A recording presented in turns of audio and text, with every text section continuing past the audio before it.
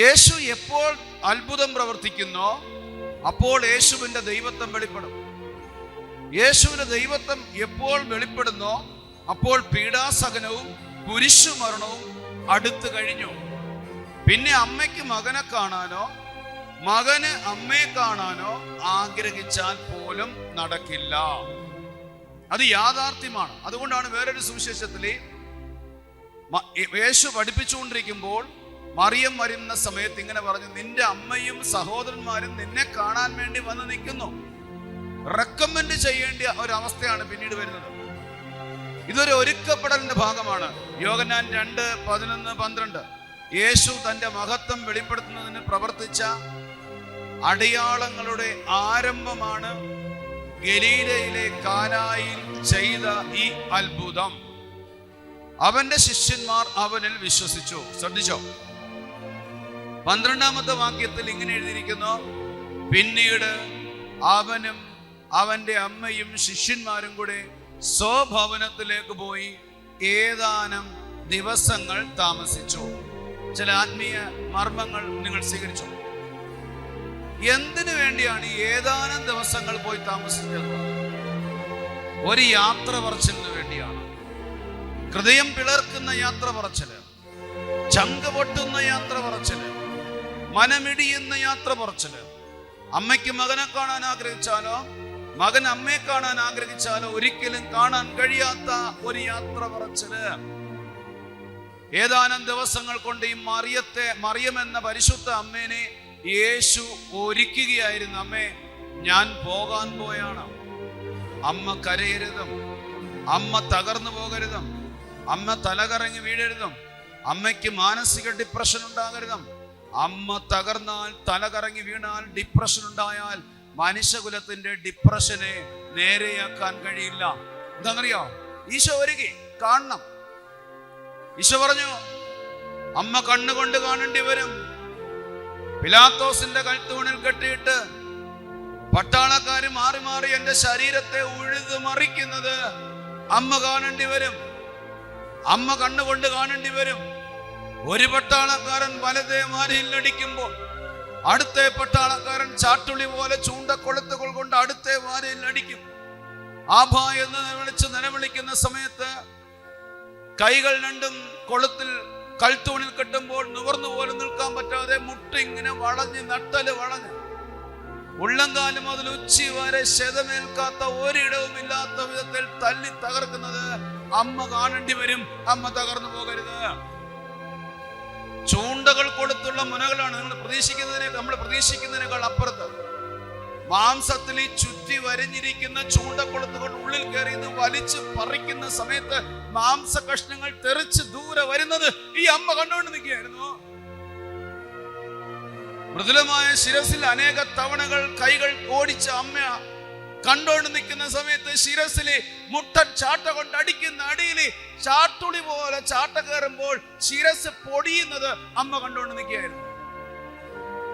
അങ്ങനെ നിരവധി അടികൾ മാറി മാറി മാറി മാറി മർദ്ദിക്കുന്നത് ഈ അമ്മ കണ്ടോണ്ട് നിൽക്കുകയാണ്.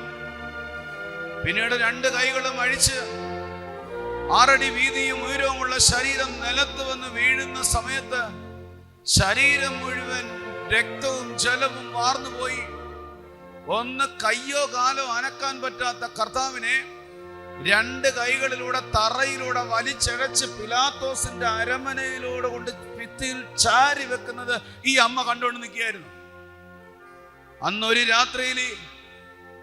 രാത്രിയില് പിലാത്തോസിന്റെ അരമനയിൽ ഉറക്കമൊഴിഞ്ഞ കണ്ണ് നമ്മളായി മരണത്തിന്റെ നിഴലുകൾ പറന്നിറങ്ങി ഒരു രാത്രിയിൽ കഴിക്കുന്ന സമയത്ത് മറുരാത്രിയിൽ ഈ അമ്മ എന്റെ മകന് ഇച്ചിരി വെള്ളമാരെങ്കിലും കൊടുത്ത് കാണുമോ, ഒന്ന് ആശ്വസിപ്പിച്ച് കാണുമോ എന്ന ആ വല്ലാത്തൊരു വിലാപത്തിലൂടെ ഈ അമ്മ കണ്ടുകൊണ്ടിരിക്കുകയായിരുന്നു. പിലാത്തോസിന്റെ അരമന മുതല് കാൽവരി മല വരെയും മൃഗത്തെക്കാൾ കഷ്ടത്തിൽ തല്ലി തകർത്തുകൊണ്ട് ലോകത്തിന്റെ ഭാരം മുഴുവൻ പാപം മുഴുവൻ കുരിശിന്റെ ആകൃതിയിൽ ശരീരത്തിൽ വെച്ചുകൊണ്ട് പോകുമ്പോൾ നടക്കാൻ ശേഷിയില്ലാത്ത യേശുവിനെ നടക്കാൻ പ്രചോദിപ്പിക്കാൻ വേണ്ടി മാറി മാറി പട്ടാളക്കാർ തല്ലി തകർക്കുന്നത് ദൂരെ അകലെ നിന്നുകൊണ്ട് ഈ അമ്മ കണ്ടുകൊണ്ട് നിൽക്കുകയായിരുന്നു.